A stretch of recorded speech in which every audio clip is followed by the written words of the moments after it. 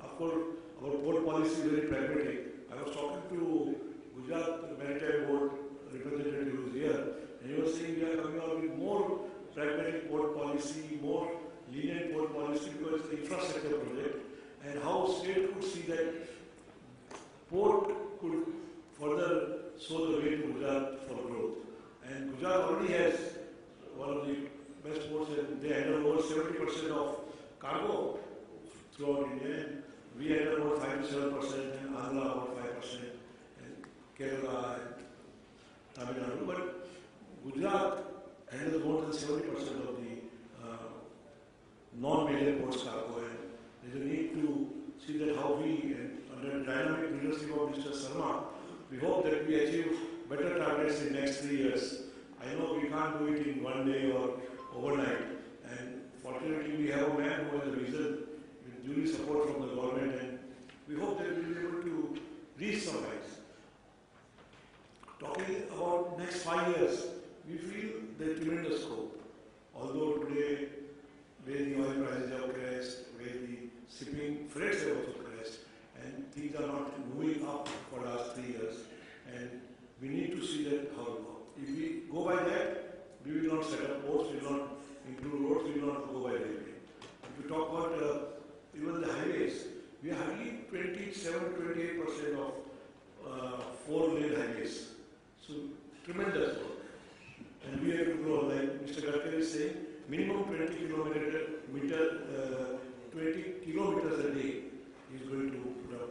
Similarly, Mr. Prabhu is talking about railways in a big way.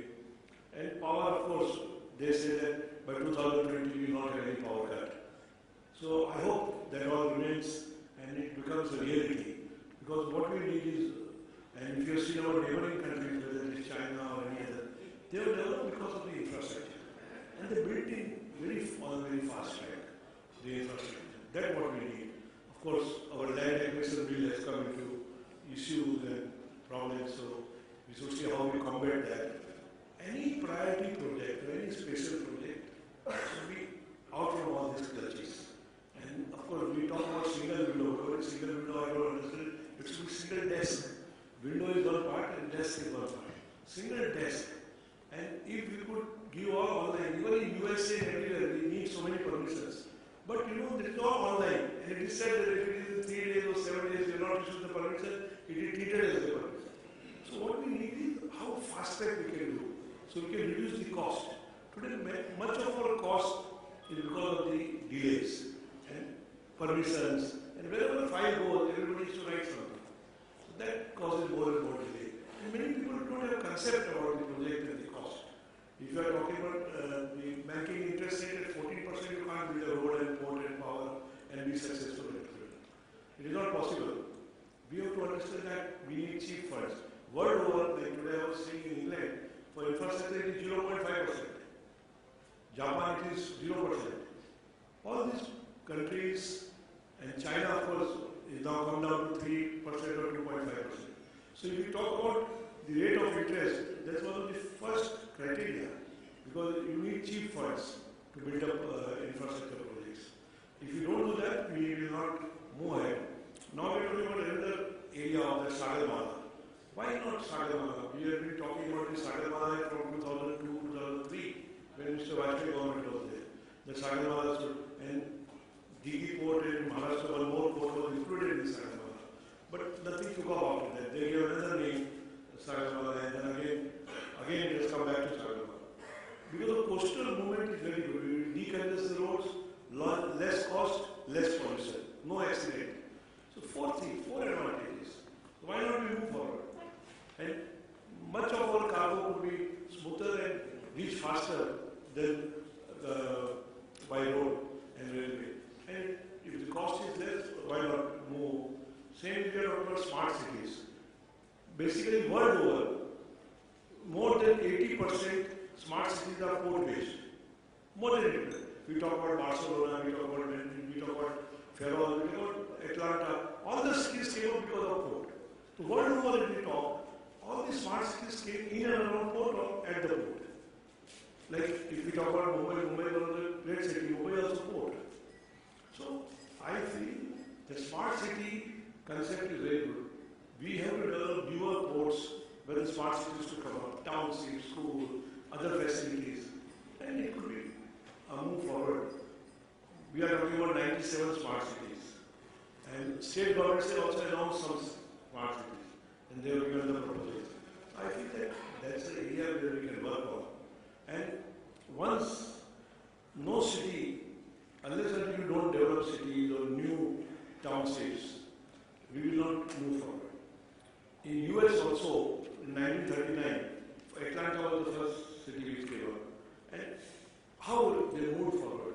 We see like in Spain, every year they create one more city. They created Barcelona, then they created Ferrol, they created some more 2 cities. So they come out with cities near the port, so there is more congestion, better facilities, and there is a growth. So once there is a growth, total economy turns around. Spain is one of the countries in Europe which has turned around the fastest. Why? Because of the growth. I went to see the Ferrol port, I went to see the other port, and I saw the port is still coming up, but the railway connectivity, road connectivity is done by the state government. Of course, they have no real fund, they do it for them. And they connect it separately. And they do it so well that it's worth seeing and seeing believing.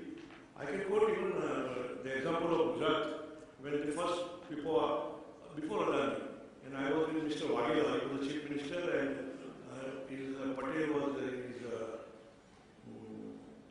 minister, and Mr. Kailash was the CEO of GMP that time. And we went, and he said, Waghela was taking so many delegations, that time was president of All India Manufacturers Organization. Why don't you take port delegation? These people are asking land and all, and how can I give all this? My cabinet is not agreeing, everybody is not agreeing.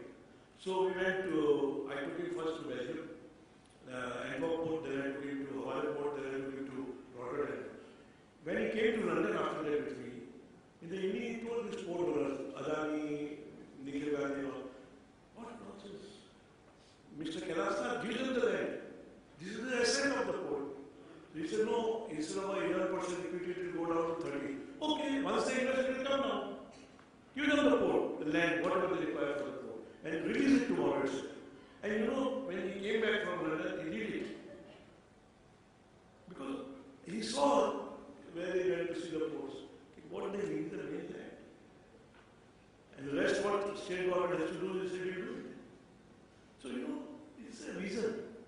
Infrastructure is a long-term project, reason, and we need to support infrastructure in this country, whether it is port, road, or railway, or any power.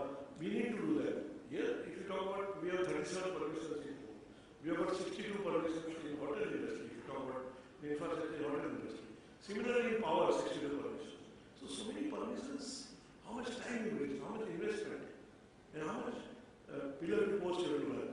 I feel that we need to move ahead. I am happy that you organized this conference and called me to speak. I thought I just express to you my thoughts. We can speak for 1 hour together on any subject in India, because these are all, and Prime Minister is talking about port-led growth. Our Chief Minister is talking about port-led growth. I think he is meeting Yokohama ports tomorrow, he met Osaka ports, I think, the day before. So this is what we are talking about. At least the present government, whether state or center, they have a vision, they have intents. Let's all support and see that we move forward.